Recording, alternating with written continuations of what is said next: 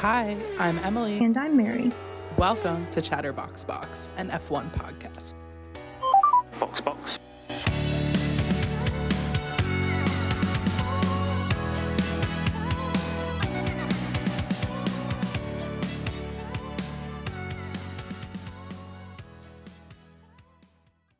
Hi everyone, welcome back to another episode of Chatterbox Box, where Emily and I chit-chat about Formula One related things, as well as giggle about semi-related Formula One things. Yes, this is our fourth episode. We are so excited. We're going to talk about some recent news that came up during the week. And also, we read the second book in the Dirty Air series. So we will have Dirty Air Book Club Part 2. I'm so excited. I cannot wait. We have a lot of recent news this week, actually. I think, interestingly enough, a lot came out from Formula One Academy. So I guess we can start there. We had 3 driver announcements this week. So we have Maya Wu going to Ferrari, Chloe Chambers to Haas, and Doriane Pin to Mercedes. Doriane Pin to Mercedes is a really interesting development because she wasn't in F1 Academy last year. So everyone's been talking about how it's almost like a step back for her, but I think this will be her first time in single seat racing. So, and obviously being with a big team like Mercedes, like having access to Toto Wolff, pretty close access to Susie Wolff, access to Lewis Hamilton, I think will be really big for her career. So we now have 11 out of 15 drivers announced for F1 Academy. We are waiting for 4 more, I believe. Yeah. Mm-hmm. So, or no, sorry, 11 out of 16. So we're waiting for 5 more. Red Bull will be sponsoring 3 drivers, which I think is really great. Obviously, one of them will be Red Bull, one of them will be Visa Cash App Racing Bulls, I guess. And then I'm not really sure if the other one will be driving a different sort of Red Bull livery or it'll be like second Red Bull car, a second AlphaTauri car.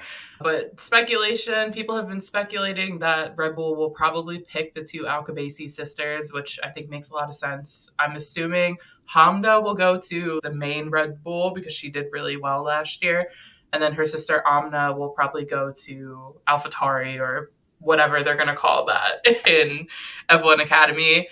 People are kind of unsure who the third person will be. I've heard like Emily DeHouse thrown around. Pretty unsure. What I think is interesting is there are 16 drivers for F1 Academy, and then every team is sponsoring at least one person, with Red Bull sponsoring 3. So I believe that gives us 11 sponsored people. I'm feeling kind of bad for the remaining drivers. What do you think? Because like a big chunk of the grid will be wearing the F1 associated team gear and livery, and then the other people is just like, what? Yeah, admittedly, I can't speak too much on like the academy side, mostly because I haven't really taken too much time to look at it. But it is interesting because you have 20 drivers for Formula One and only like 16 kind of like drivers for like the academy side. So it is interesting. Do you know how many drivers there are in total, or like compared to the 16 that they would have to choose? There's 16 total drivers, and 11 of the 16 will be wearing the same matching livery to the F1 teams. And then there's going to be however many remaining, I guess 4 or 5 remaining are just sponsored by like someone else that isn't an F1 team. Oh, Yeah. So I feel interesting. like that's going to be a kind of weird dynamic because it's like, oh, here's Tina Houseman with Aston Martin. Here's Doriane Pin with Mercedes. And then here's like Mary with MasterCard. Like, who are the other sponsors going to be? Yeah, that has me super curious about whether the drivers themselves will feel kind of excluded, or if it's just part of, I don't know, like the the way it is. But I think if I was kind of excluded, I'd be like, oh, bummer. Like, I don't get to hang out with the cool kids per se. And I don't get the cool experience with the livery and the merchandise as well. And I think being connected and affiliated in that way really does help like someone's career. Yeah, I thought when they announced that the F1 teams would be partnering with F1 Academy like pretty closely this season, I thought they meant it would be the F1 Academy Ferrari team, like the F1 Academy Haas team, whatever. And then they'd Yeah, have like two drivers per team, like structured the same way as F1 is. But instead, they're still doing what they did last year, where they're going to have 6 teams of 3. interesting. So, or not 6 teams of 3. I don't know if I Five, can count it. 5 teams. 5 teams of 3. The math is Interesting. not mathing there, but 5 teams of one. oh, okay. The chart. So we're looking at a chart for the people who are like, what are they doing? We're looking at a chart and it has the 5 teams and then 3 people per team, but one of them they skipped a number. So it's saying that there's 5 teams, 3 people per team, 16 total drivers, but they skipped a number. So that's why I was so confused. I was like, how do we have 16 drivers? So correction, 5 teams, 15 drivers, 3 people per team. And 11 of the 15 will be sponsored by the F1 teams. And then the remaining 4 will be sponsored by like to be determined. Unsure if other F1 teams will end up sponsoring another person or if it's going to be an outside sponsor. Based on your research, is it common for everyone on Formula One to sponsor an F1 Academy driver? Or is it typical as like Aston Martin, Mercedes, Ferrari, McLaren, Alpine? Well, this is the first time that anyone will be sponsoring the F1 Academy team because it's only their second season. I think it's some of these F1 teams have had women in their development program, but this is the first time that they're all going to have a woman as part of their like Oh, overall team. gotcha. That's so exciting. It is exciting. So I think it will be really cool to see. I'm also interested to see like of the people that we're speculating will go to the Red Bull's 3 people. Are they all going Mhm. to be on the same team or are they going to be split aside? Because I know MP Motorsport still has 3 spots open. And the 3 drivers that were on MP Motorsport last year are predicted to be the ones that are chosen for Red Bull. So I'm wondering if they'll all stay on MP Motorsport and then it's almost like a Red Bull team or if they'll get split out because it doesn't look like everybody's staying on the teams they were on last year. I know Bianca Bustamante moved teams and stuff, so it'll be interesting to see. I'm still a little bit unsure about the logistics of F1 Academy because we only really were able to watch that one live race this year, so I'm interested to learn more about the structure and hopefully we'll get more like behind the scenes knowledge this season. I agree. It was very nice to see that experience last year, but I typically like to learn as I watch. So this year is going to be super exciting, especially because they're going to be a little bit more closely tied to each other. And then I'll be taking a lot of notes and I will be able to contribute just a little bit more than I am now. I really hope that they also get like kind of introduced on Drive to Survive. I think that would be really cool. Awesome. Obviously, we wouldn't see that for a whole other year, but that would be an interesting integration. I would love to see some of our like veteran F1 drivers mentoring these women as they start their career in Formula One or continue their career in motorsports. Yeah, I agree. So AlphaTauri is trying to rename their team, and I've been trying to drill it down. It's Visa Cash App Racing Bulls. Yeah, this is so bad. Is it official, or is this just like the running joke of the world right now? I really don't know because I believe they did change all their socials to reflect Visa Cash App Racing Bulls, but then everybody's like, "Oh, it's not official. It may be something else." They may call it Visa Cash App RB. Okay. Unsure why. I think this is an interesting new trend because we also saw this with Steak, where now they're putting the sponsors like before the team name. So, like, obviously, all of the teams have a bunch of sponsors in the name. I think everyone except like Ferrari, right?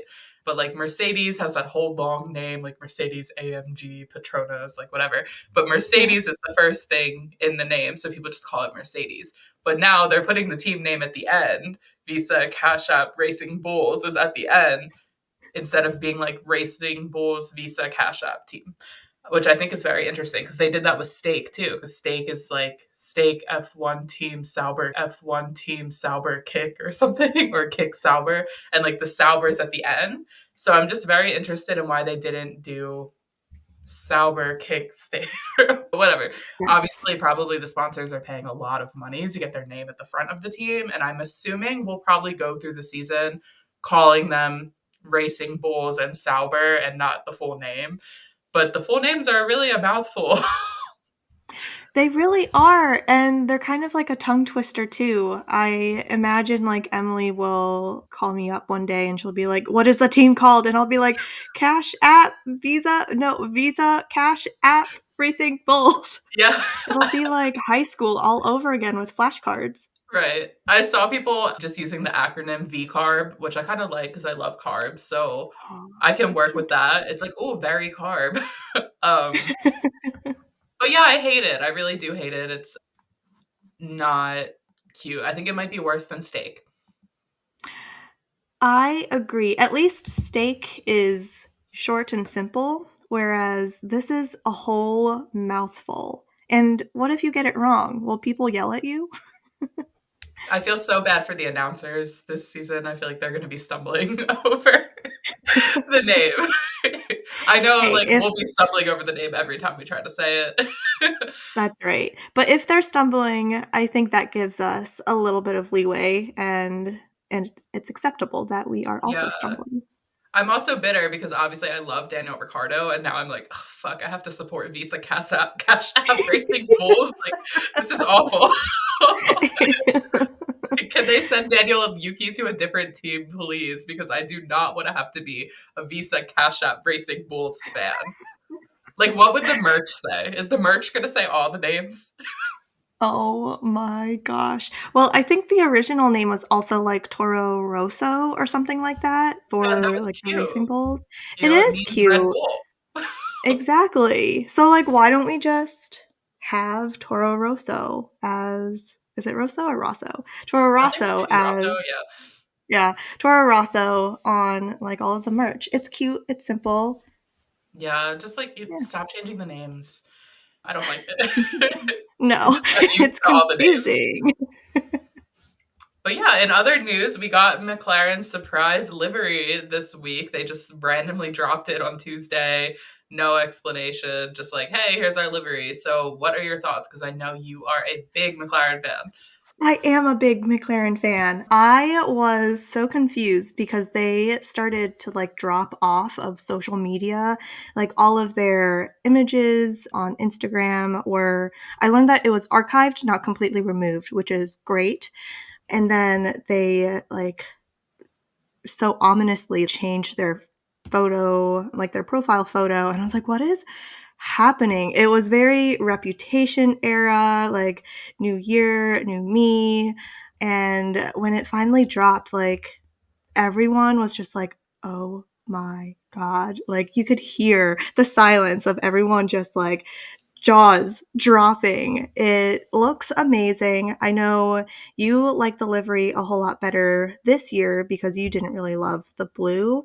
And I personally like that blue kind of like highlight, but the like just simplified orange chef's kiss. I love it. I'm excited to see it on like the tracks and the circuits. So yeah, I cannot wait for this new season to start. What about you? Yeah, I have to be so real. I'm truly a certified hater of the color orange. I think maybe that's why it's so hard for me to make McLaren a top team, because I hate the color orange. And even more than that, I really hate the combination of orange and blue. So when they had the orange and blue going on, that was like my personal worst visual nightmare. So I like the livery a little bit more now. It feels a little bit more sleek to me. But for me, if they were really leaning into this like reputation era, I would have loved an all black car with hints of orange. That would look so sick, but I think it would give very like Halloween vibes, which, you know what, I'm totally there for. I think Halloween is the best holiday. Yeah, it would be fun. I don't think they'd ever do it because orange is so like integrated in their brand. Maybe for like a special livery, but yeah, I really genuinely hate the color orange. So I was kind of just like, oh, cool. That's fair. In terms of other livery sneak peeks, we have Alpine coming in with the pink camo, and I think you were a little bit more excited about that. Tell me more about your reaction to that little sneaky peeky. Yeah, that I love. I'm wondering if that's legit or if it's like a meme. I hope it's legit. Love pink. I really loved when Alpine had the full pink livery. That was so iconic to me. So I'm like, yes, please bring that back. I remember when I first started watching Drive to Survive, messaging my friend and being like, what is this pink team? Like, I need to stand them. I love them.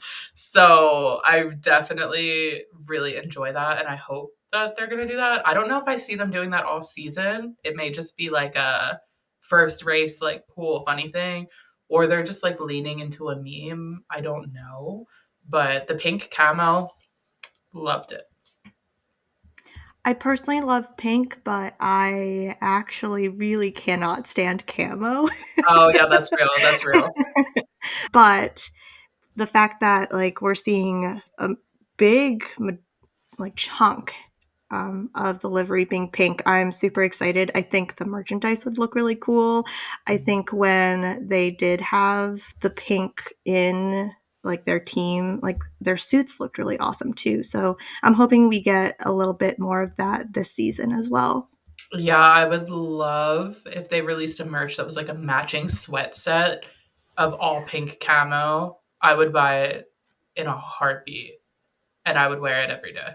Every Hint, hint, podcast, you'll come nudge, in. nudge. Yeah, you'll come in every podcast like, oh my God, she's wearing that again. Wow. Is it the same recording day or is it a new day, same pink camo Yeah, suit? like slightly different hair every time, but same outfit. Well, speaking of like trolling and memes, I feel like there was a lot of meme going on in F1 Threads world. I'm gonna pass that to you because you're kind of really managing our F1 Threads account and really like on top of the engagement. So I think I kind of missed this whole storyline other than like brief snippets.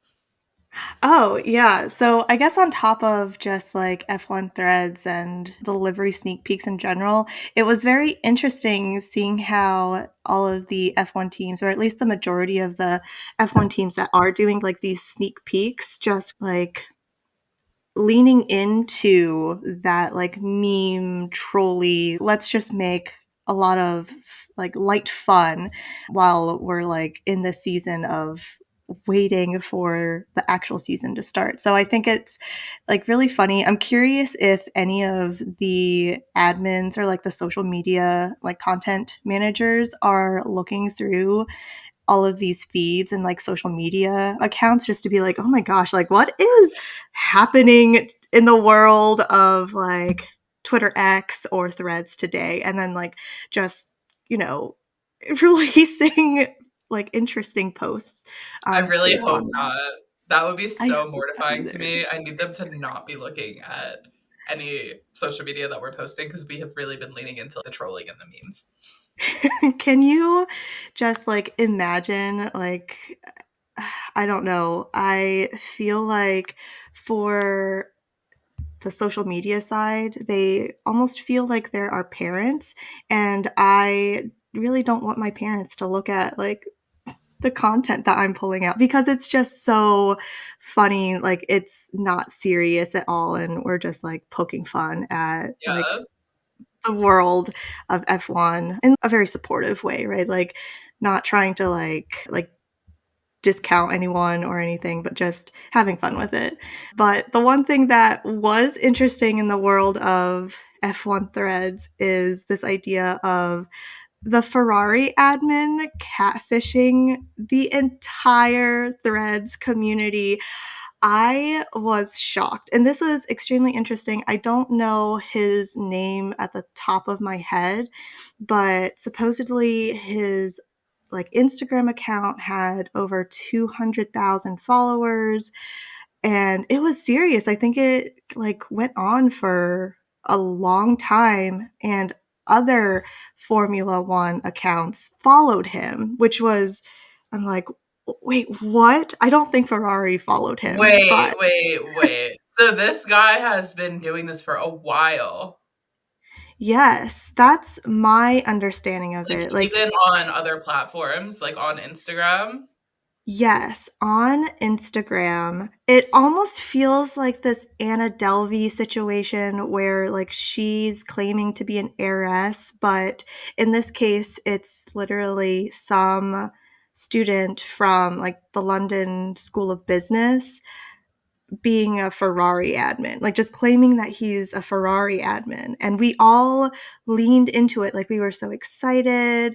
He had posted ominous riddles that the rest of the threads community would try and solve.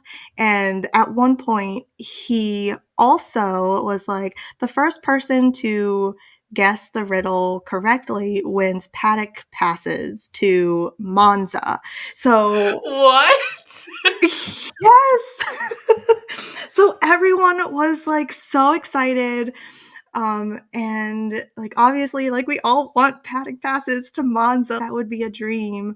But I think it was Underground F1 who reached out to their contacts, and the game was over. It was confirmed that this person is actually not an admin at Ferrari, and it was all a sham. What? He catfished a whole Formula One community.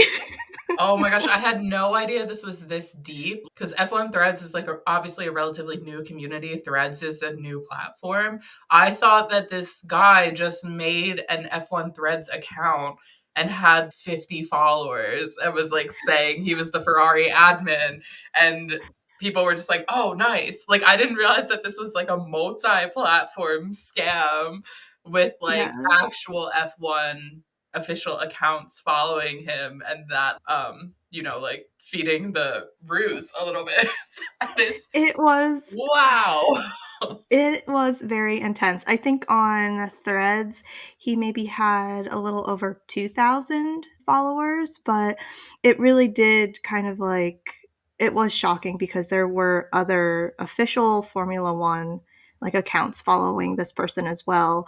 I mean, luckily, I don't think anyone was truly hurt Yeah. by this situation, and I'm very grateful that we can make light of it, but it is kind of sad that we have to be very cognizant about people wanting to be Formula One admins in the world of social media.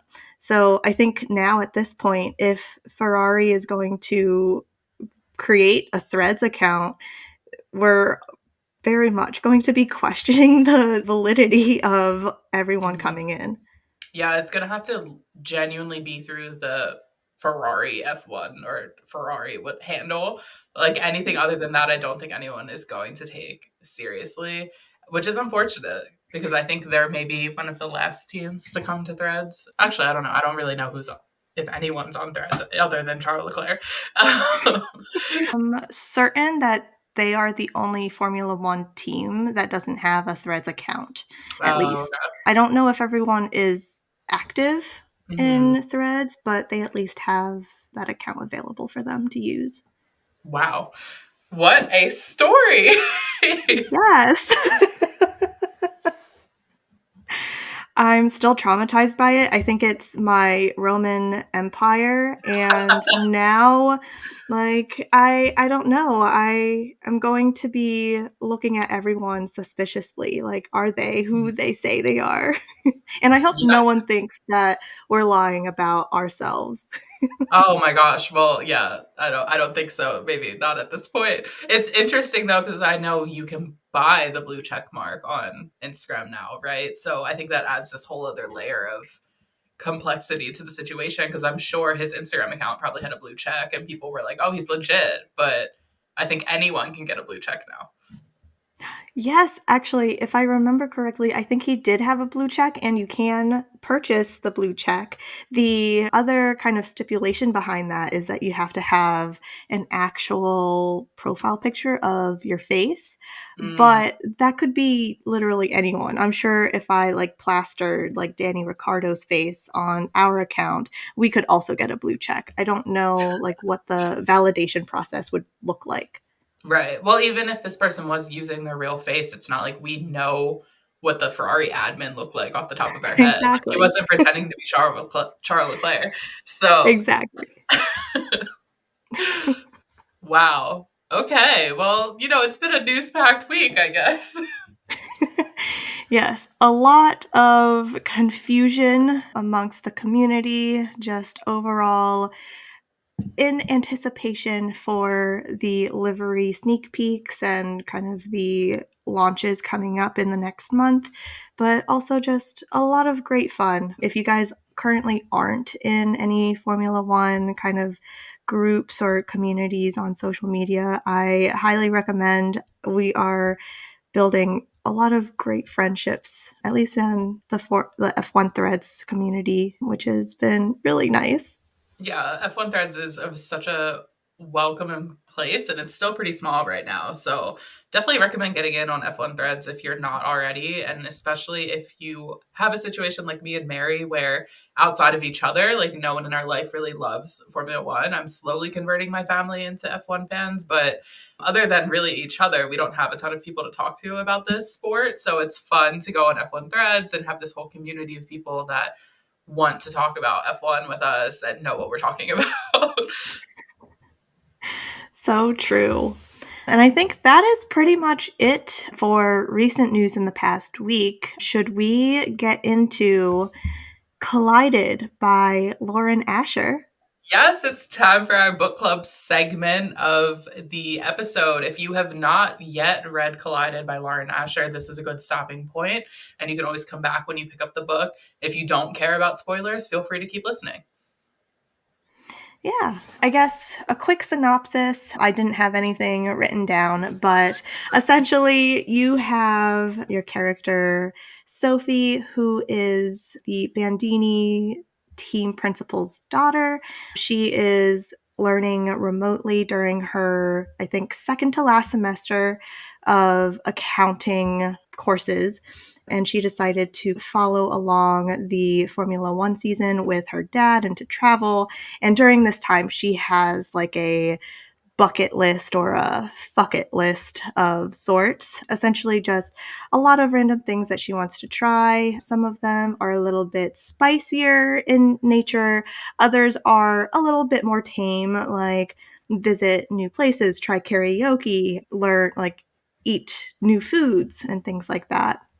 On the flip side, you have Liam, who is a Formula One driver on the, oh crap, what team is it? McCoy. McCoy, on the McCoy team.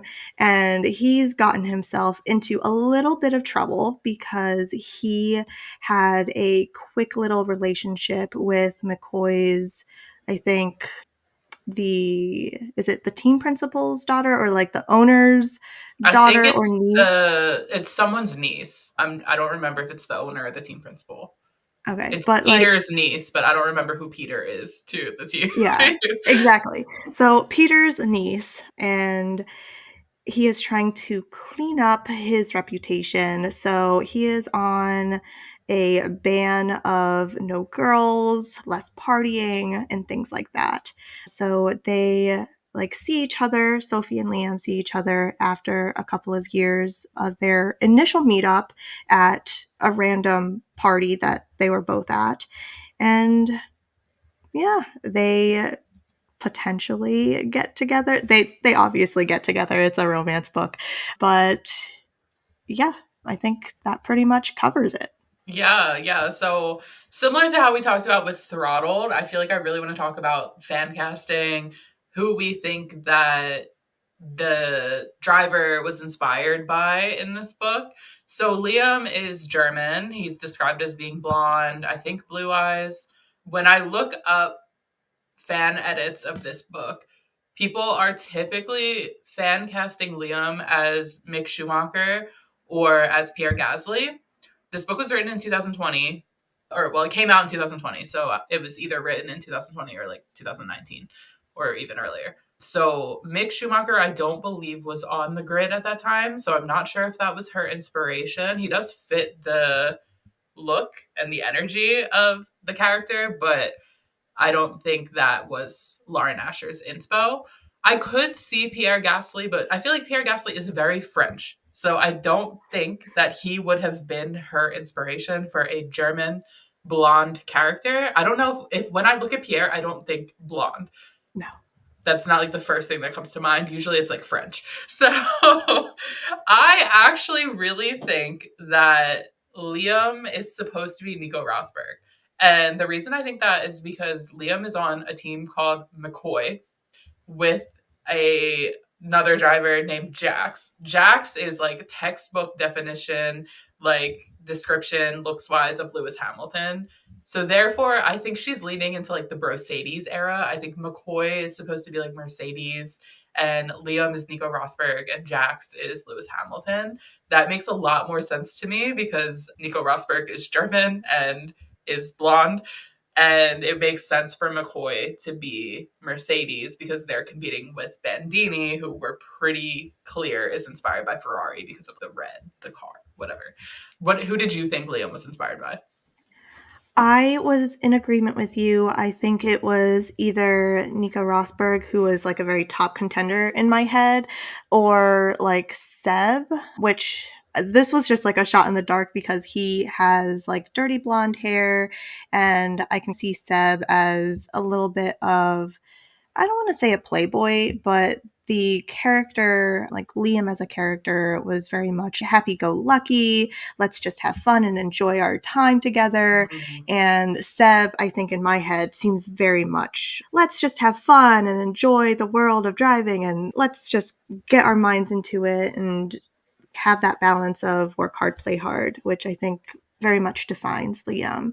And I definitely agree, like Mercedes makes a lot of sense. Their livery in this book is very much like silver. It's kind of described as a little bit cold, especially around like their motorsports home, which I think at the time of Mercedes, it was kind of like a more silvery kind of livery as well.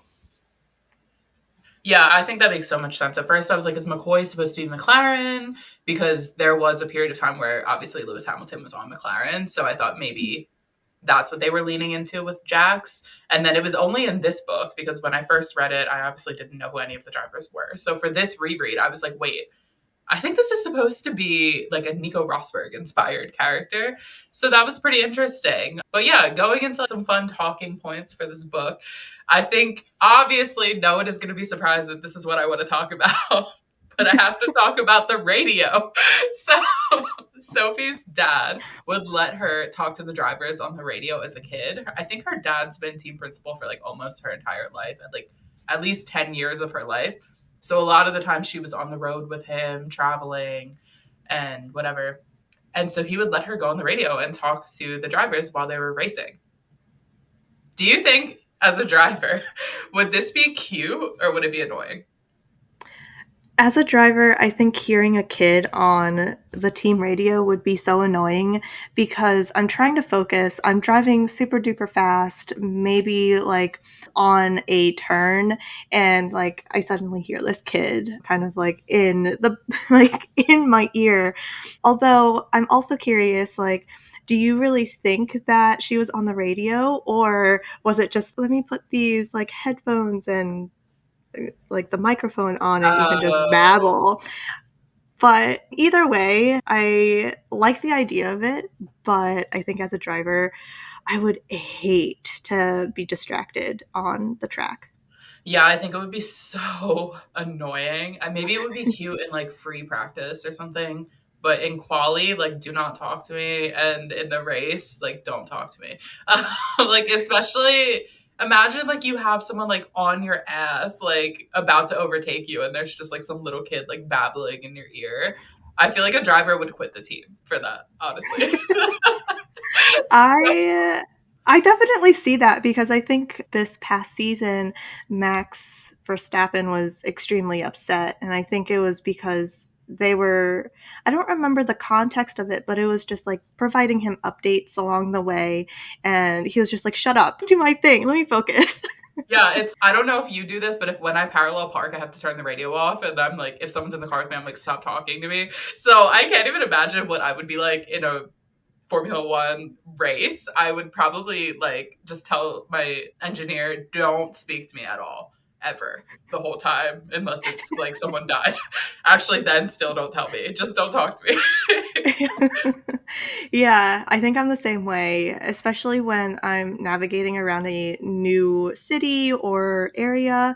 If the navigation turns on and she's like, in 1,000 like feet, make a left, I'm like, shut up. Shh. Yeah, I'm I just will saying. stop. Yes, I will stop mid sentence. Like I'll be talking about like Formula One or whatever, and then like suddenly just listening in. So yeah, I understand why it's necessary to have a team radio, especially if you're trying to get a better idea of your progress and whether or not you can kind of like push a little bit more, or if you need to go to the pits. But other than that, like no children, please. Yeah. Yeah. I think the other talking point we wanted to talk about, and this is kind of maybe getting into our gentle criticism of this book, because I don't know about you, but in this reread, I almost threw the book out the window. I really did not enjoy it. I don't remember feeling this way the first time I read it. I know it wasn't my favorite in the series because it was my lowest rated of all the series, but like this time, it was genuinely hard to get through. And I'm not someone who doesn't finish a book. Like, I always finish a book once I start it. So, me having a hard time finishing it says a lot. And I think we highlighted a few things we really didn't like, but something I think that would be just interesting to talk about generally in terms of all books is, what do you think is worse, a bad dialogue or a bad plot? Ooh, I think bad plot is for the most part tolerable as long as you have characters that you really enjoy or that you really relate to. And a bad plot could be like, oh, it's super predictable, or like there's a lot of plot holes.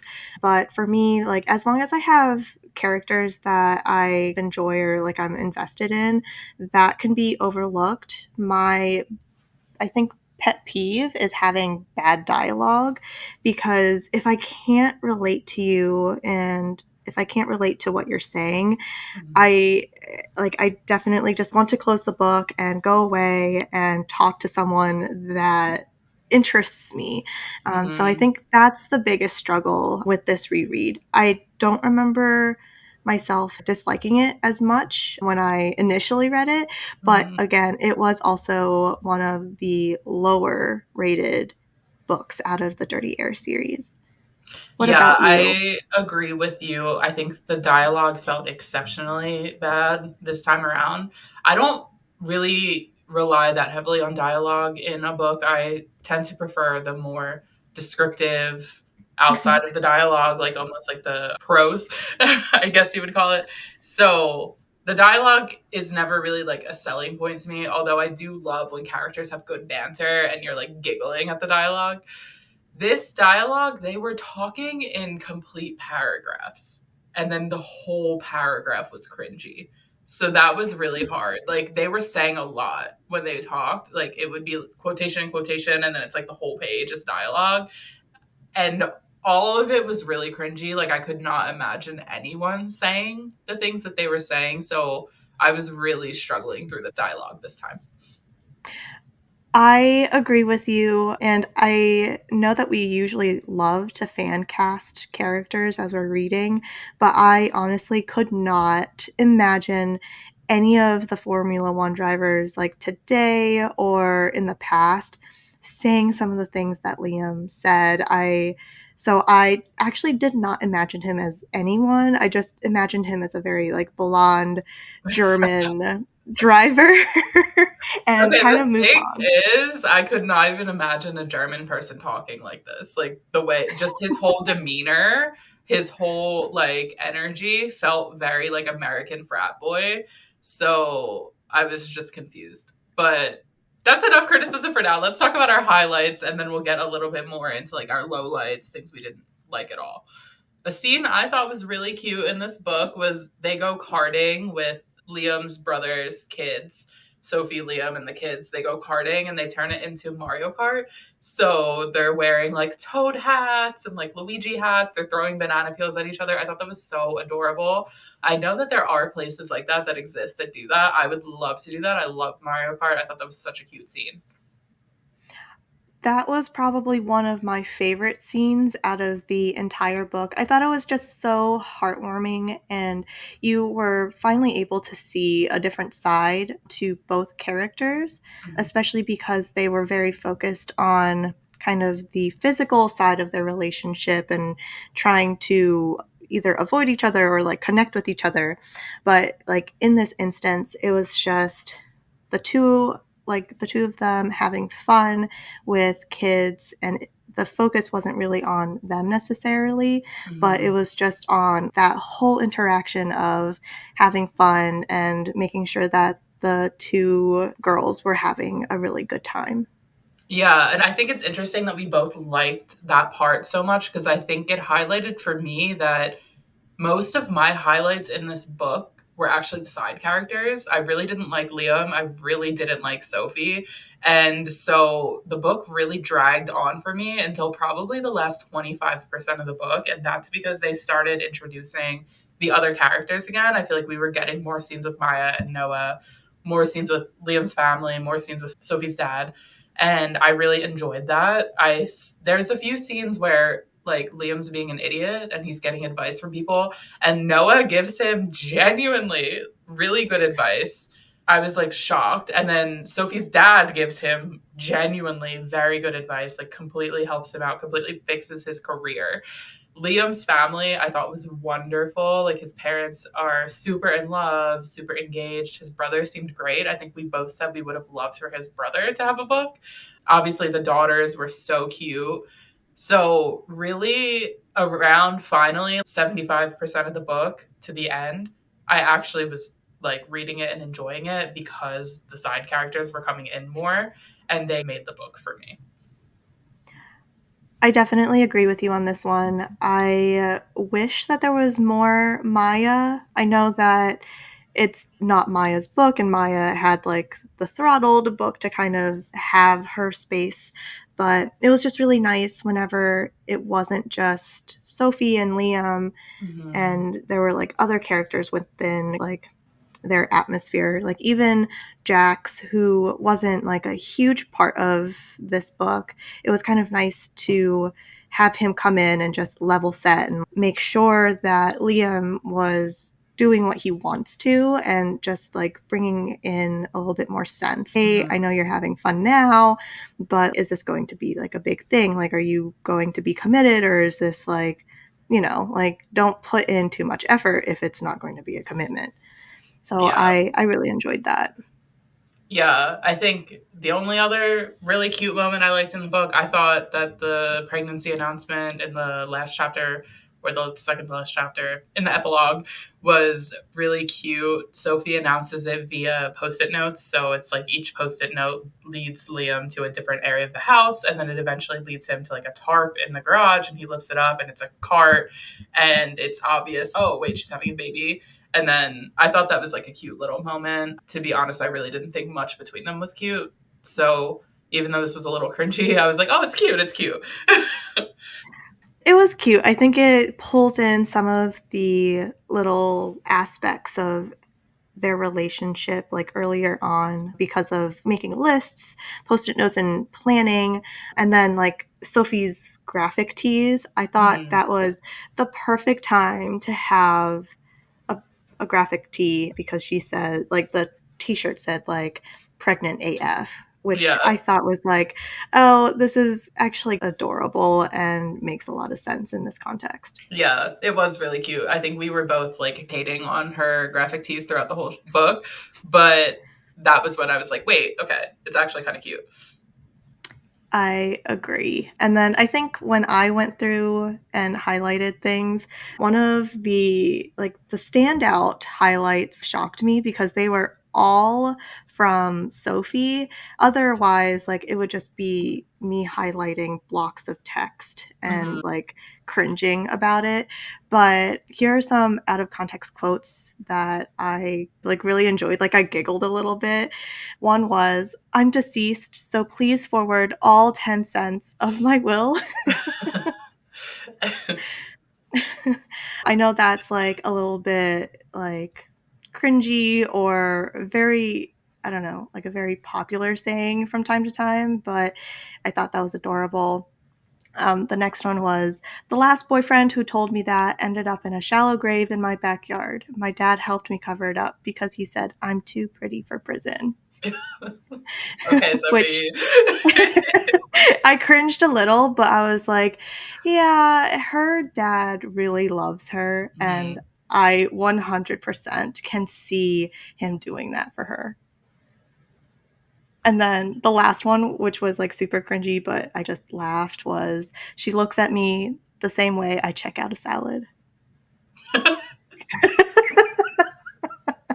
And if you haven't read the book, this is so funny to me because this was in context to Liam's ex, who shows up at a gala, and both Sophie and Liam are there. So essentially, Sophie was like, yeah, she's checking me out and looking at me the same way I check out a salad, which is in a not so great way because she hates vegetables and like lettuce and greens. So that was just funny that she would bring it up. Yeah. I think this is actually a perfect segue into our lowlights of the book since you brought up the salad. I think the hardest part of this book for me was Sophie, and that was so sad because I actually really liked her in Maya's book. When we did our post on Instagram pointing out quotes that we liked in the book, a good chunk of them were from Sophie. And she was so likable in Maya's book, but she was so unlikable in her own book. I think this is maybe a common thing, but there's always like the quirky best friend character in a book. And I think maybe they're meant to be the side character. And once you try to transfer them to the main character, it just doesn't work out because the really pushing the quirky attitude, the quirky personality, I'm so unique, I'm so fun and silly energy just turned into like pick me vibes. And it was bad. It was rough. And that's not how she came across in Throttled. So I was struggling. I definitely struggled with kind of the pick me vibes as well, mostly because it's so hard to see that mentality when you're a side character because the main character would never be describing their best friend like, oh, yeah, she's driving or she's wearing graphic tees. Like, oh, that is so unique of her. Like, how adorable. I don't see any other people doing that. Right. Yeah. And just like her personality in general was so contradictory. She keeps saying, I'm this grandma. I'm not like other girls. I have a personality more like a grandma. But then I would never eat a salad. I hate vegetables. Vegetables are the demon. And it's what? And then there's all these moments where she's making fun of Liam for being such a nerd. But then she's like, I'm not like other girls. I like Star Wars. I like nerdy things. And it was so hard to read. So hard to read. Her character was just really flat. And same with Liam's character, I think. He just felt very one dimensional, just literally like, I'm a player, period.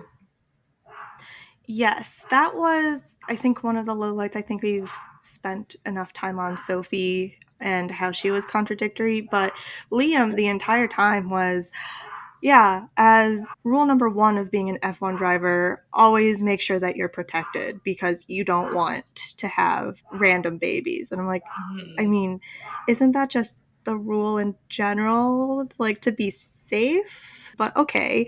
And it's, I don't want to commit because everything in my life is temporary, which Mm-hmm. I'm like, okay, like your parents aren't temporary and your family's not temporary. And like even just the entire time, I think up until 75-80% of the book, it wasn't until like at that point where he was like, oh, I think I love Sophie, but I'm afraid. And I'm like, Mm-hmm. afraid of what? Like, you've been hanging out with her this entire book, and you're Mm-hmm. afraid to, like, even admit that she is someone that you want to have closely in your life. That Yeah. was just very difficult for me to process. Yeah, that's actually a really good point because I think Lauren Asher, just generally, I've read all of her books. I, for the most part, really enjoy her books, but she does this thing where she has to add in a tragic backstory. And sometimes it helps to carry the plot forward, and sometimes it just feels really unnecessary. And I think in this book, it felt so unnecessary. Liam's tragic backstory was that his best friend was a girl, and she married his brother, and then she died giving birth to her second daughter. And this causes him to be like, I can never have a best friend that's a girl again. I can never fall in love because like she died. Um and that's why he's so afraid to be in a relationship, but it really fell flat, I think. You know, in Throttled, we have the tragic backstory for Noah of having an abusive dad. And I felt that that actually did help to carry along the plot a little bit because him and Maya talk about it and Maya witnesses it and they really explore that as a character. And Noah ends up going to therapy to talk about how that impacted him as a person. But with Liam's, it's almost like just this tragic backstory that they give you and then they do nothing about it. I don't really remember any scenes of him and Sophie talking about it like extensively. He talks to his family about it a little bit towards the end because they're like, is this why you're having so much trouble trying to be in this serious relationship? We must have ignored that this impacted you this much, et cetera, et cetera. So they address it eventually, but it just fell a little flat for me and felt like an unnecessary addition. It definitely felt unnecessary for me. I wish that they would have, like, Lauren would have poked at it a little bit more, or at least exposed that side a little bit Mm-hmm. more rather than the beginning and the end. I think it would have really pushed the plot a little bit more and made Liam as a character and potentially Sophie as a character to be a little bit more relatable because they are talking about real life problems that Liam is struggling with. Maybe like a therapy scene. I don't know. Like just something to remind the reader that, like, hey, Liam's not a playboy because he just up and decided that he's going to be a Mm-hmm. playboy. There was a lot of factors playing into that. Because of that, I think the romantic connection wasn't as strong as it could have been because they never really addressed these like tragic things that were contributing to their issues. And there was a lot of like miscommunication, not telling each other things. And I don't know. I think that leads into just our general trope nopes that we didn't like. So for me, I'm just generally not a fan of the friends to lovers trope. It's not one of my favorites. I would prefer an enemies to lovers. What tropes did you not like in this book? I typically love age gaps. Like I don't mind it and I like for the most part enjoy it, but I don't know if this was done in the best way because Sophie and Liam met when Sophie was 18 years old. And I think at one point Liam sees her and is, oh, how old are you? Like, oh, yeah, no, this is too soon, not the right time. And it just Mm-hmm. gave very much like grooming vibes, which didn't sit right with me. He didn't groom her necessarily because there was like the whole 4-year gap where they didn't really talk to each other, which helped the situation. But that initial interaction between Sophie and Liam, I think Liam is 7 or 8 years older than her, and like having her be 18 in that moment as she's growing up and learning the ins and outs of being a true adult really sits in a weird situation for me. I think there's an age gap in, is it Morphine by Sam Lin that I really appreciated a little bit more. I think mostly because they were both like truly adults. They were very comfortable in their identity, and it wasn't like this huge like flag.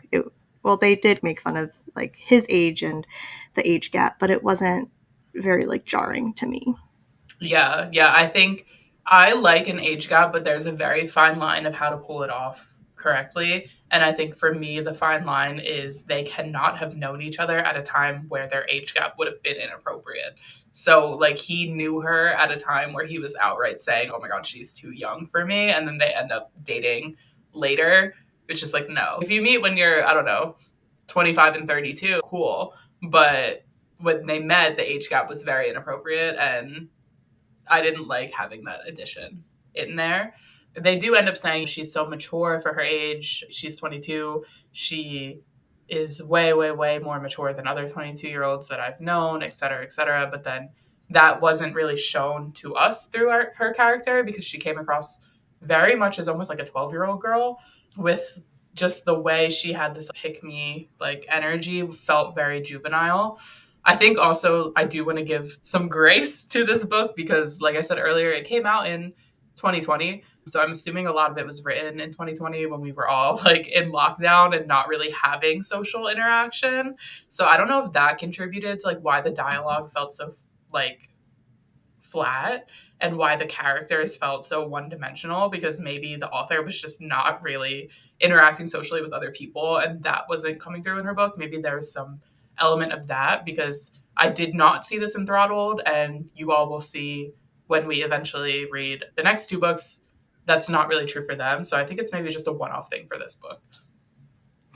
Yes, I agree. And maybe it is just difficult because Sophie's character in Throttled was just my highlight. I loved her as the best friend and like the side character, but it just didn't translate as much into her own book. I remember reading like Throttled and I was like, oh yeah, like she wears Vans and she has graphic tees. And that was it. I was like, okay, that's great. And there was nothing more to it, but it seemed like it was just this big highlight in Collided, which I think felt unnecessary. And then I hate to bring it up again, but why are we hating vegetables at the age of 22? You can't be so mature for your age, and you can't be a type A planner or like a person that plans out their life and hate vegetables, because I'm sure that like someone who has their life a little bit together has plans to stay or maintain like the lifestyle and like the healthy lifestyle that they are living in, because like she was keeping up with Liam during like their hiking sessions and running sessions, and like that was so contradictory to me. I'm like, you have to have vegetables. I don't understand. Yeah, I think a lot about her character was really contradictory just in general. She would make these big extreme statements, but then we'd see her doing like the exact opposite. It just felt like a very poorly fleshed out character. Yeah, so I wasn't a fan. And, you know, luckily we can say that we have read this entire series before. So I do know that this is just a low point in the series. For me, I'm looking forward to when we read the third book and the fourth book. I think we are going to take a little break from our book club just because we were looking ahead at February and we have a lot of content already planned out. And then in March, F1's back. So we probably will not be able to read the third book until a little bit more into the season. So we'll obviously keep you guys updated so that you can read along, but we will probably be taking a little break. We may squeeze in like a shorter book before the season starts, but this will be a little break for Dirty Air for a little bit. But keeping the book club alive, don't worry, it's not going anywhere. Yes, I think we are both such avid readers that we definitely want to incorporate the book series into this podcast. So it's not going away, but this also gives you all an opportunity to look at the Dirty Air series, read along if you haven't with Throttled and Collided, and then maybe do some catching up for Wrecked and Redeemed as well, which I believe are fan casted as Lewis Hamilton and Carlos Sainz. Yes. So, we did the first book and the second book like pretty close together, and I'm sure a lot of people didn't have time to read them both. So let's catch up, and we'll all come back together for the third book, probably sometime in March, but we'll keep you updated. I think that's really it for this episode today. Thank you all for tuning in. Thank you, everyone. Over and out. Bye. Bye, F1 world. No, not yet. Oh no, I'm saying like bye for today.